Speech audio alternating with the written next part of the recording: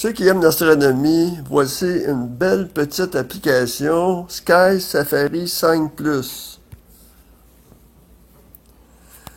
Là, vous voyez le ciel le soir du 22 juin. Puis là, on voit la ligne jaune, là, c'est la ligne d'écliptique. On peut décider de la mettre ou pas. Puis là, ici, moi, j'ai mis l'horizon transparent. Ce qu'on voit pas est dans le vert. Et on peut grossir.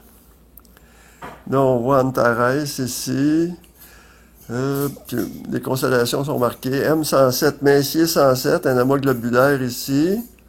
Si on clique là-dessus, on va à Info. Là, il nous donne l'information. Messier 107, un amas globulaire. Là, il donne l'information. Si on veut avoir la description, on va avoir une photo de l'amas. Puis quand est-ce qu'il a été découvert et tout ça. C'est très bien fait. Ceux qui aiment l'astronomie comme moi, comme là, Jupiter, voyez-vous, est au sud, là, presque sur le méridien. Là, je vais mettre mon doigt sur Jupiter, Info. Puis là, on voit Jupiter, c'est OK. Là, sa magnitude visuelle, c'est moins 2,4. Ça veut dire que c'est très brillant. Plus le chiffre est petit, plus il est brillant. Donc, moins 1, c'est plus brillant que moins 2. Puis, plus comme 2, c'est plus pâle, c'est moins brillant que moins 2. Donc, quand c'est négatif, c'est très brillant. Le soleil, ça peut être moins 24. On va aller voir la Lune tout à l'heure. On va voir qu'elle est pas mal plus brillante que ça, mais c'est quand même assez brillant. Description. Là, il y a beaucoup d'informations sur Jupiter. La planète la plus massive, etc., etc., la météorologie, la culture. Ceux qui veulent avoir là, un guide complet, astronomique, un peu comme un planétarium, c'est la meilleure application. C'est sûr qu'elle est payante, mais elle vaut le coup. La Lune, Info. Voyez-vous, moins 10 la magnitude visuelle, donc c'est encore plus brillant que Jupiter. Mais c'est quand même très brillant, Jupiter. Là, elle est illuminée à 76,4%. Ça veut dire qu'elle va être pleine bientôt. OK? Elle transite à 9h, elle se couche à 2h08 du matin. 9h01. Là, je sais pas quelle heure il est. Elle doit être sur le transit. Elle doit être pas mal. Ouais, elle a dépassé le transit. OK? On peut mettre la ligne du méridien, ceux qui veulent. On va dans Settings. Et on va dans Grid and Reference. Voyez-vous la ligne du méridien, si je la mets et je reviens. Là, on voit qu'elle dépasse ça, c'est le méridien, la ligne verte. Alors, Jupiter, lui, va passer le méridien bientôt. Mais je vais l'enlever. Donc, c'est bon si on fait de l'astronomie. Mais je vais l'enlever le méridien. L'écliptique, c'est intéressant parce que la ligne de l'écliptique, c'est où se trouvent les planètes, autour de ce point-là. Vous ne trouverez pas de planètes, là, disons, dans la constellation de la couronne boréale ou dans la petite ours ou tout ça, là. Non. Parce que les planètes suivent la ligne que le Soleil suit. Vous voyez, Saturne est près de l'écliptique. Saturne, là, elle vient de se lever. Sa magnitude va être assez brillante, zéro. Donc, c'est moins brillant que Jupiter. OK, description. Là, ils vont parler de la planète Saturne. Ça, c'est très bien fait. Très, très bien fait. Saturne, M9, ici, le mont globulaire M9.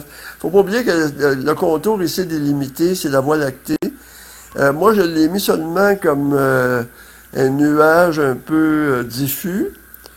Voyez-vous, le mont globulaire, c'est quand même assez visible, là. Plus 7, avec des jumelles, c'est visible.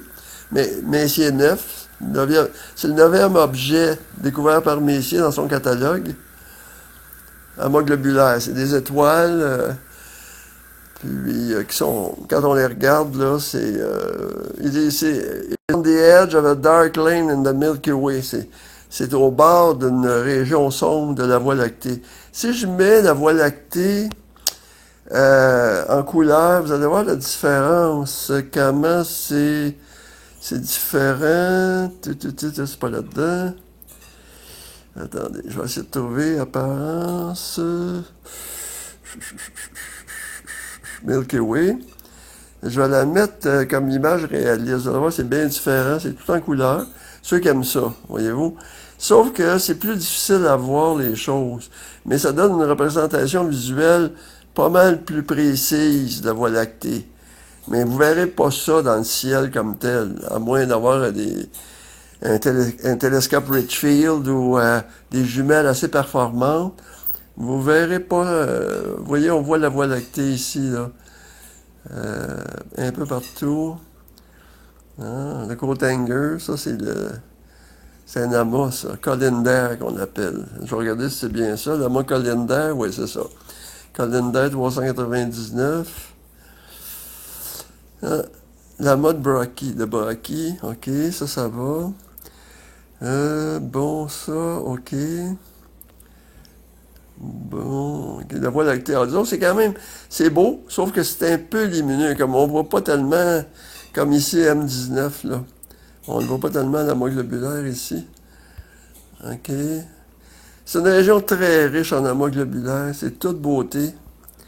La Voie lactée, c'est certain que avec un télescope là, qu'on appelle Richfield, là, qui est capable d'aller chercher de la lumière, là, c'est très beau comme vue. Puis plus on va grossir avec ce logiciel-là, plus on va avoir les différentes magnitudes. Moi, j'ai limité les magnitudes, parce que c'est certain qu'à l'œil nu, passer 6, là, vous verrez pas tellement. Puis vous avez aussi le nom grec, État du Scorpion, l'étoile État du Scorpion. Mais quelqu'un qui veut voir, voyez-vous, c'est Pi du Scorpion, excusez. Une étoile variable. Ah, OK. Il y a une étoile variable qui est bien intéressante dans Persée. Attendez, il faut que je la trouve. Persée, on la voit de ce temps-ci. Je sais pas si elle est levée, Persée. Je vais enlever ma Voie lactée. Moi, j'aime pas ça, ça fait trop brillant. Milky Way, je vais la mettre à Frame Outline. Ça va être, je pense que c'est ça qui est le mieux. Non. Frame Outline, c'est trop de lignes. Milky Way, Fill Area. OK. Ça, c'est ça, je pense. Bon. Persée. Le signe, Gratère, Persée, Serpent, pas levé encore, je pense. Persée, Pégase.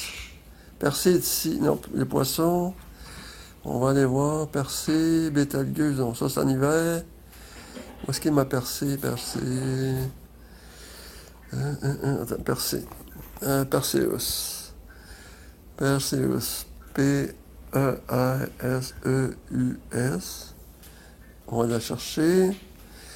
La constellation.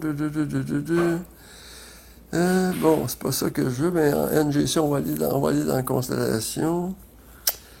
Center, on va aller voir c'est où. Ah, c'est ça, elle n'est pas tout à fait levée. Persée. Ah, OK.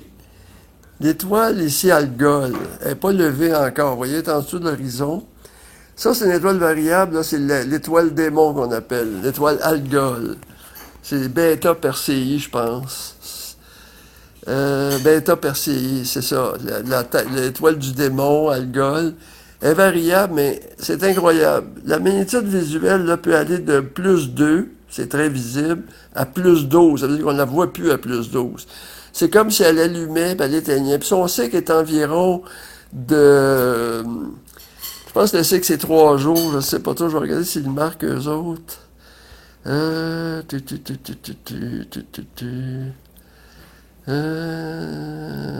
jours, 2,8 jours ici. On voit la période dans le bas, 2,8 jours. Puis ça, si vous la regardez, si jamais vous êtes dehors, vous la regardez un soir, magnitude 2.1 is usually the second brightest star in Perseus. It is one of the best known eclipsing binaries and the first such star to be discovered. Puis ça, c'est incroyable. C'est une étoile qui passe devant l'autre. Puis celle qui passe devant est pleine de suie, un nuage de suie. Ça veut dire qu'elle éclipse complètement l'étoile. Puis c'est pour ça qu'on l'appelle l'étoile démon. Alors, vous pouvez regarder la constellation un soir, puis voir très brillante. Puis 2 jours après, vous regardez, puis mon Dieu, il n'y a plus d'étoile. L'étoile n'est plus là. Ça, c'est Algol de Persée. Puis Persée, la constellation, mes lignes sont pas tellement fortes. Je vais mettre mes lignes un peu plus fortes. Constellation. Intensité, je vais en mettre un peu plus forte. OK, je vais mettre l'intensité des lignes un peu plus forte qu'on les voit mieux. OK. OK. OK. Puis là, on voit la ligne, là, avec les lignes, ça aide de trouver Algol. C'est comme une patte dans Percé, ici, là. OK, on voit, là, que si on part... ça, c'est la Myrfax, c'est Alpha Perseus, c'est la plus brillante. Alpha Persei. Donc, si vous voulez la trouver, vous trouvez la plus brillante, et ensuite, vous avez Algol plus bas. C'est une belle région du ciel qui est pas loin de la Voie lactée, comme on peut le voir. Elle va se lever là, plus tard. Si on avance le temps, ici, time, je vais avancer le temps un peu. Voyez-vous, le temps va avancer. Oups, on va arrêter. Là, il est ton heure, on va continuer. 10h, 11h. OK. Voyez-vous, là, pour qu'elle soit levée complètement. Elle lève Algol vers 11h, vers minuit cette nuit ici. Là, elle lève, minuit 30. Oups. Voyez-vous, là, Algol est encore au nord-est, mais élevée. Là, vous pouvez la voir. Puis là, on voit, là, on va accélérer. Oups. Et là, OK. Là, vous voyez, on va lever. OK, elle lève beaucoup. Là, à 2h, à 3h du matin, elle est assez haut. Algol dans le ciel. Là, vous voyez bien la constellation. OK. Puis il y a des beaux amas. M34 ici. C'est un très bel amas ici. Messier 34. Ça, c'est très beau. Un amas ouvert dans Percé. Ça, c'est excellent. Il y a beaucoup de belles étoiles là, dans cette région-là. Incroyable. Autour de Myrfac, là. Il y a toute beauté. Ceux qui ont... Moi, j'ai fait d'astronomie beaucoup. J'aime bien ça. J'en fais moins. Mais comme application, là, c'est la meilleure. Je me rappelle pas comment ouvrir pour avoir cherché le... Si vous êtes dehors et vous regardez avec le télescope, vous avez une version Sky. Tu sais, pour pas vous éblouir, là, vous avez une version nocturne.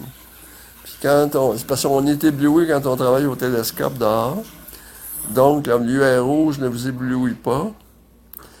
Vous avez aussi Sky and Telescope, le Skyway, qui vont vous donner les nouvelles de qu'est-ce qui se passe à chaque jour. Comme le 22, la lune croissante, elle brille avec Jupiter qui est très brillant du côté gauche et près de Spica, l'étoile Spica. Ensuite, samedi, qu'est-ce qui va arriver? C'est très bien fait. Ensuite, non. Ensuite, connaître les événements ce soir. Ben, il y a le soleil qui s'est couché, la lune est dans la constellation de la Vierge, Mercure donne toutes les positions, même les satellites, l'Isis et où. Do not try, ça veut dire qu'on ne verra pas, on va le voir si on le voit. Non. Donc, on ne le voit pas, nous. Voyez-vous, IRSIS, l'ISS, là,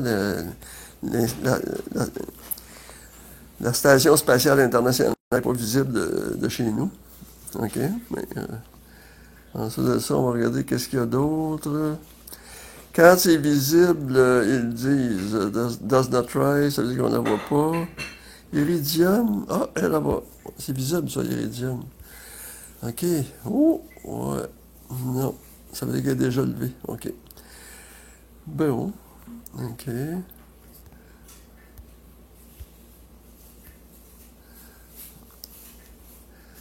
OK. Donc, vous voyez que c'est bien fait. C'est très bien fait. Très belle application. Incroyable, Vega. Au-dessus de notre tête, le triangle d'été. Les triangles d'été formés de Vega, Deneb et Altaïr. Vega ici, Altaïr, de l'aigle et Deneb du cygne. Du cygne. Ça fait un beau triangle. Ça, c'est le triangle d'été. Puis il n'est pas tellement levé, là, alors qu'il est. Wow. 22 juin, 9h31. Bon, mais ça vous donne une bonne idée comment c'est fait cette belle application-là. Mais elle n'est pas gratuite. Mais c'est bon quand même.